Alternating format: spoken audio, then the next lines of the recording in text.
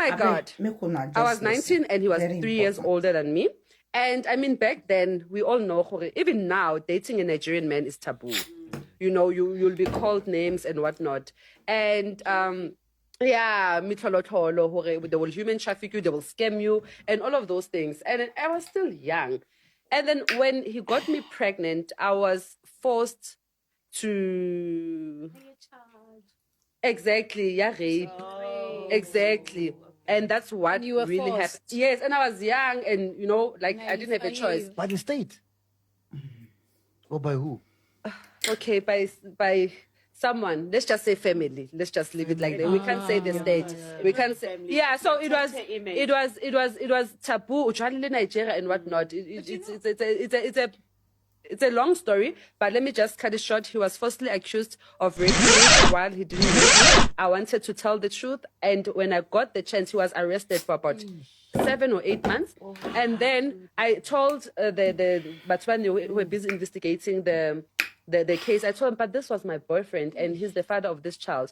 And then they said to us, okay, we need to wait for the child to be born. And if the DNA test comes positive who is the father, then out of this case. Should he be lying, he's the father of the child, or he impregnated you while he didn't, as an example, he will be sentenced. And then the baby was born. They took the swab, go maternity ward, and they took a swab, and the DNA test came back positive.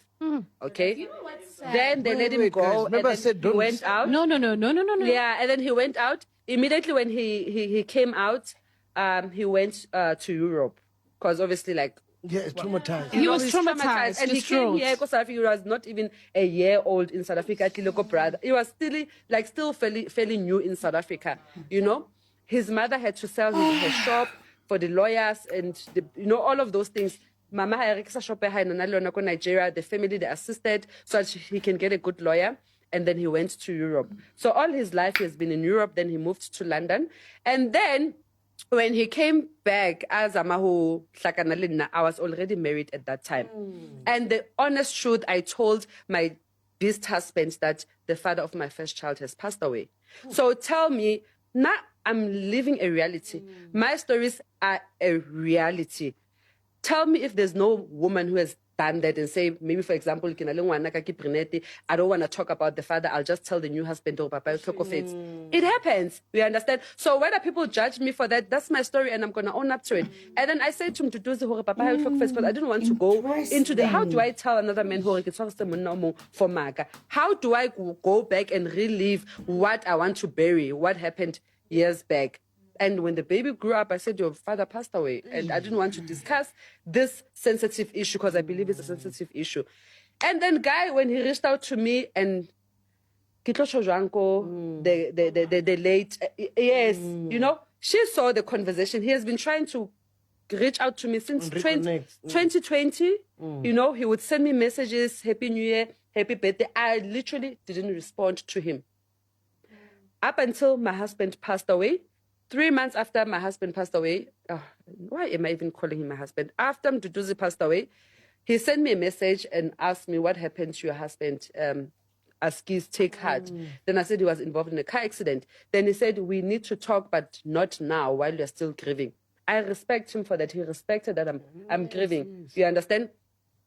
Everything. As I was busy posting, living this life with this husband, he was there, but he respected my marriage. And I respected my marriage. And yeah. I admire my beautiful and by the way, I broke his virginity. Oh! So, those are the best. So I forgot to mention that before he left, he actually engaged me. He bought a ring for me. He proposed when I was 19. He proposed, and then he wanted address ko gae. Ke tlo tshojang ko gae ba sa mo batle. Do you understand? Then, what else did I want to say? Yeah, he proposed to me, and then, he left. So his only crime was being born in a different country. Yeah. But Tabaya. Waiting. It shock you. This one, when one quit marriage after 15 months, she find out, say, the man get, get American passport based on the criminal record of 30-something years. Now black American one quit marriage for after 15 months. Now, this type of women, our Nigerian brothers, they like and respect. You see this girl where say your husband buy so. We not take responsibility or own anything where be say she do. To like to pikin say papa buy. To like to husband where you marry, say the man where you born for, he don't buy. So take this one second even get accident buy. I will want to believe you say really buy. I beg, I no fit stress myself, but I want to tell you one thing. Now, this type of women, your brothers, they like. I want me, you know, they go carry them, like say they never see tutu before. But only your mama say you sweep, if mama go, you will go in mama house, if mama will say you sweep here, you live here. If you cannot sweep for my mother, I'm not going to marry you. I guarantee you, this our brother, where this girl say they. If this girl say, yes, he go marry him. I say, he go marry him. Now, this type of women, our brothers, they like. Why they talk too much? I beg.